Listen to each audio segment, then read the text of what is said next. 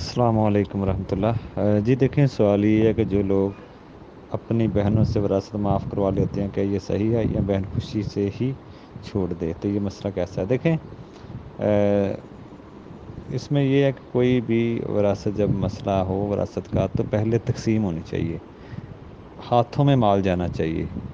جب ہاتھوں میں مال جائے گا تو پھر پتہ چلے گا صحیح کہ کون کسی کو خوشی سے دے رہا ہے یا مجبوری سے۔ تو ویسے تو مجبوری بھی ہو سکتی ہے نا، جیسے عام طور پہ بہنوں کے لیے مسائل ہوتے ہیں، بہت سارے گھروں میں آنا جانا ہوتا ہے بھائیوں کے، تو انہیں برا سمجھا جاتا ہے، تو پھر وہ شرم و شرمی یہ کام کرتی ہیں مجبوری میں، تو ہم اس کو خوشی نہیں کہیں گے، جو اکثر ایسے ہوتا ہے۔ ہاں، اگر خوشی خوشی ان کو دیا جائے، رضامندی سے بھائی دیں، تو وہ لے بھی لیتی ہیں، تو اس لیے اس میں کچھ سچائی نہیں، مجھے ایسا نہیں محسوس ہوتا کہ یہ اس میں کوئی حقیقت ہو، کیونکہ مال ہے، یہ کون کسی کو چھوڑتا ہے؟ آج کے دور میں فتنوں کا دور ہے،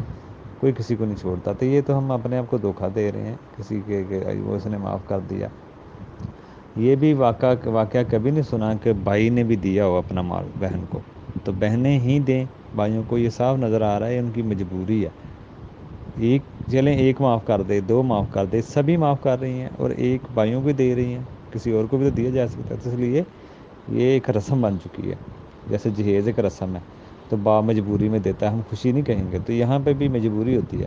بلکہ بعض اہل علم کی رائے ہے کہ بھائیوں کو تو بالکل نہیں دینا چاہیے بہنوں کو، کیونکہ یہ ایک رسم ہے، اس کو توڑیں، تاکہ ہزاروں لاکھوں عورتوں کے حق مارے جا رہے ہیں اس رسم کی وجہ سے۔ جب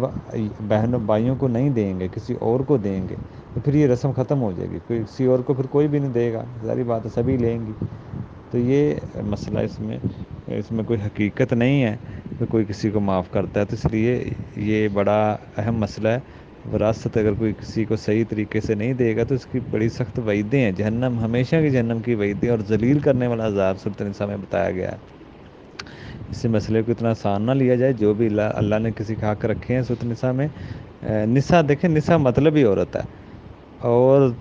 پیمانہ بھی اللہ نے عورت کو بنایا ہے کہ جتنی دو عورتیں لیں گی اتنا ایک مرد، تو پیمانہ بھی عورت ہے، نساء مطلب عورت، یہ قانون بھی انہیں کی وجہ سے نازل ہوا ہے، تو اس لیے ان کو نظر انداز نہ کیا جائے، ان کا حق ہے، ان کو بلکہ پہلے دیں، بھائی بعد میں لیں، پہلے دیکھیں دو عورتوں کو کتنا ملتا ہے، پھر بھائی لے۔ تو یہ بڑا سخت مسئلہ ہے، تو اس میں کوئی حقیقت نہیں ہے کوئی کسی کو معاف کر رہا ہے، تو جو بھی حصے ہیں وہ دے دیں، پہلے دیں گے تو پتہ چلے گا نا۔ اللہ کے نبی کے حدیث ہے کہ ایک مومن کا مال دوسرے مسلمان پہ اس کی دلی رضامندی اور دلی خوشی کے بغیر حلال نہیں ہے، تو ہم نے دلی خوشی سے ہی کوئی حکم آئے گا، تو وہ جب ان کو دیں گے ہاتھوں میں تو پھر شاید ان کا ارادہ بدل جائے، وہ اپنے بھائی بہن کو دے دے، اپنی ماں کو دے دے، باپ کی وراثت آئی اپنے شوہر کو دے دے، بیٹے کو دے دے، بہن کو دے دے، ہمسائے کو دے دے، کسی کو بھی دے سکتی ہے۔ تو اس لیے یہ کہہ دینا کہ یہ اس نے خوشی خوشی دے دی ہے، اس میں کوئی حقیقت نہیں ہوتی، کچھ ہو بھی سکتا ہے، لیکن زیادہ تر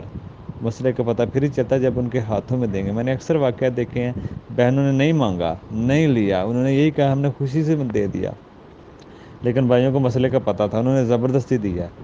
لیکن بعد میں بہنوں نے رکھ لیا خوشی خوشی، واپس نہیں کیا۔ تو یہ جب دیں گے تو ان کا ارادہ بدل سکتا ہے، جب بندہ پیسہ دیکھتا ہے نا آگے، تو پھر بڑا مشکل ہوتا ہے دینا۔ تو یہ حدیث بھی ہے کہ پہلے مال اپنے ہاتھوں میں لینا چاہیے،